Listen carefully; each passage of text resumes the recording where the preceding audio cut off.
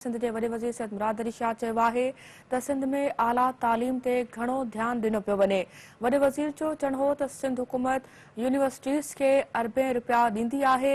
वॾे वज़ीर सैयद मुराद अली शाह जो चवणु हो त पाकिस्तान पीपल्स पार्टी आज़ाद सहाफ़त ते यकीन रखे थी। पाकिस्तान पीपल्स पार्टी को बि चैनल बंदि करण जी हिमायत नाहे कंदी। वॾे वज़ीर सैयद मुराद अली शाह जो चवणु हो त मुल्क मुआशी चैलेंजिस खे मुंहुं ॾेई रहियो आहे। नाज़रीन, अहम ख़बर अवां सां शेयर कंदा हलूं। सिंध जे वॾे वज़ीर सैयद मुराद अली शाह चयो आहे त सिंध में आला तालीम ते घणो ध्यानु ॾिनो पियो वञे। वॾे वज़ीर जो चवणु हो त सिंध हुकूमत यूनिवर्सिटीज़ खे अरबें रुपया ॾींदी आहे।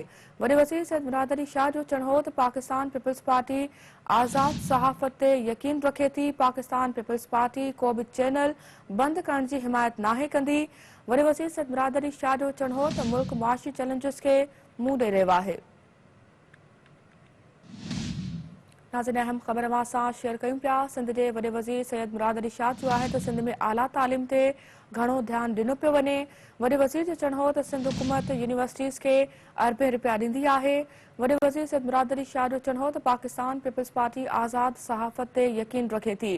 पाकिस्तान पीपल्स पार्टी को बि चैनल बंदि करण जी हिमायत नाहे कंदी। वॾे वज़ीर सैयद मुराद अली शाह जो चवणु हो त मुल्क मुआशी चैलेंजिस खे मुंहुं ॾेई रहियो आहे।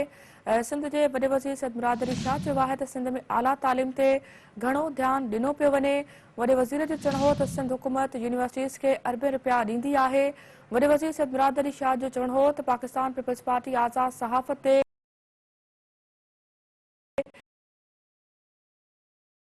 यकीन रखे थी। पाकिस्तान दी वॾे वज़ीर सैयद मुराद अली शाह जो चवणु हो त मुल्क मुआशी चैलेंजिस खे मुंहुं ॾेई रहियो आहे।